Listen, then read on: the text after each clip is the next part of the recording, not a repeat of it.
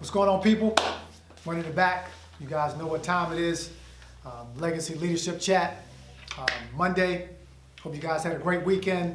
Want to start off by saying our goal for the month of February is to have 10 subscribers. So if you would, you want to be a part of that, hit the subscribe button. Again, our goal is to have 10 subscribers at the end of the month. All right. So be so kind to tap that button for us, and you'll be included in that, and we'll definitely appreciate it. Each month we want to have a goal as we move forward. All right.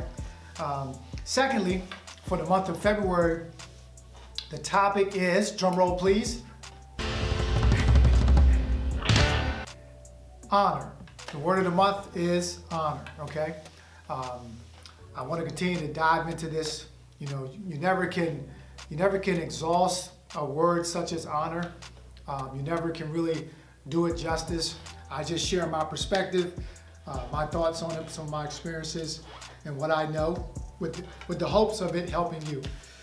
So today, I want to piggyback off of last week. I talked about, I shared the quote, and then I talked about certain people that come in your life that you should honor and embrace them. That'll be key to your future. So today, I have a quote that I want to share with you, and I'm going to expound on that, okay? Honor brings respect amongst your peers.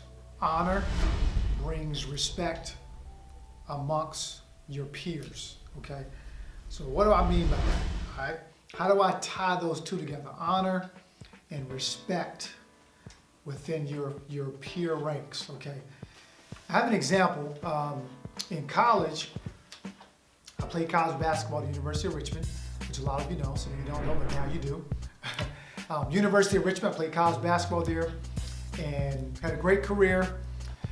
And my freshman year, I came in, I'm gonna share my background. I came from high school, I came from a coach who gave me a lot of freedom to do what I want to do on the court. I had a lot of favor with my coach, my teammates.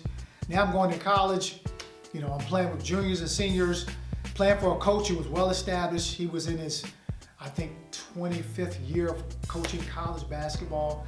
He was one of the great, college basketball coaches, well established, great track record. So now I'm coming in as a freshman, okay? And when I got there, I realized, the first couple weeks, this coach is very, very demanding, which is okay, but he was also very militant, okay?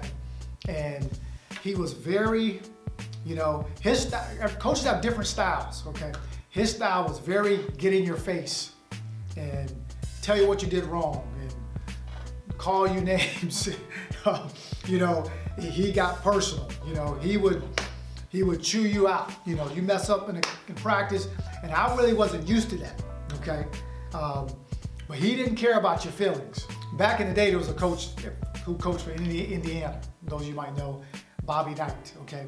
Bobby Knight was militant just like that. I mean, he once threw a chair on the court, So Bobby Knight was head coach of Indiana. Great coach, X's and O's, one of the top college basketball coaches ever as far as wins. But he was very militant as well. We used to say my coach was an undercover Bobby Knight because it wasn't out in the media, but we knew like this guy was, would ream you out. So that was a real adjustment for me because again, I wasn't used to that. I wasn't used to someone coaching me like that. But in the midst of it all, I never got an attitude with the coach. I never, griped. I never showed any emotion as far as dishonoring him or anything like that. My freshman year, my sophomore year, my junior year, but there were other guys on the team who would say, man, they would say things about the coach, cuss him out, not in front of his face, but like amongst ourselves, saying things, and if he did certain things in practice, people's body language would be disrespectful or whatever the case might be. But I always, no matter what he said about me, I just took it in and I just kept moving, because I was always taught to you honor your coaches. That was from my dad, okay? You honor your coaches. Your coaches said something, that's it. Okay, so, but there were times where I remember some of my teammates would be like, man, G, that was my nickname, man, G, if he said that to me, man, I would do this. Or, I can't believe he talked to you like that. Like, man, that's messed up. I never said a word. Freshman year, I endured this my freshman year, endured my sophomore year.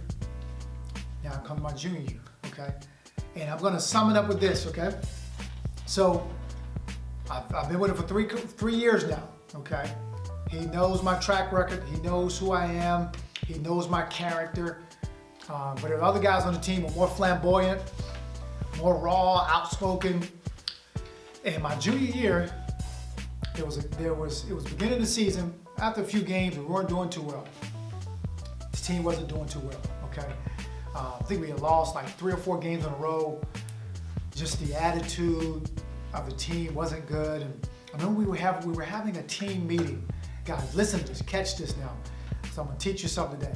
We were having a team meeting. And again, this is in the midst of a hard time in our season. You know, he was working us hard in practice. We were still losing games. Okay, the attitude of the team wasn't good. We were having a team meeting, okay? We were sitting in the locker room, and coach says, the head coach, this is the guy I've been telling you, he said, guys, you know what the problem with this team is? You know what the problem is? He said, there's a cancer on this team. He said, there's a cancer. He said, and you know what that cancer is? I'm not gonna say the guy's name, so he might be watching. Or some of my teammates. Let's call him Frank Smith, okay? You know who the cancer is? It's Frank Smith. He's a cancer on this team. And you know what? It's spreading, and it's gonna infect the entire team. His attitude, his piss poor attitude, it's spreading on the team. Then my coach went on to say this. He said, but you know who he can't affect? Do you know who he can't affect? Everybody's just sitting there. We just listen, because whenever you talk, you listen. He said, he can't touch Gerald Jarman.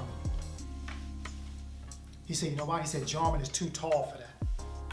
Jarman is too big for that. He can't affect him. And guys, I'm sitting there, and I'm shocked, just as everybody else. Because you gotta understand, this coach has not given me a lot of props or anything for 3 years now, okay? He hasn't highlighted me in all of my career so far. And in the midst of the team, okay? In the midst of the team, he said there's an issue, there's a cancer, and it's influence of the team. But he said, there's one person he can't infect. And he said, that's Jarman. And guys, that was the moment. I was sitting there listening, and I was like, wow. You know, all of my labor, all of my honor, all of my respect, times when I bit my tongue, times when I was upset, frustrated, going back to my dorm room and just upset at how he was saying things about me, whatever.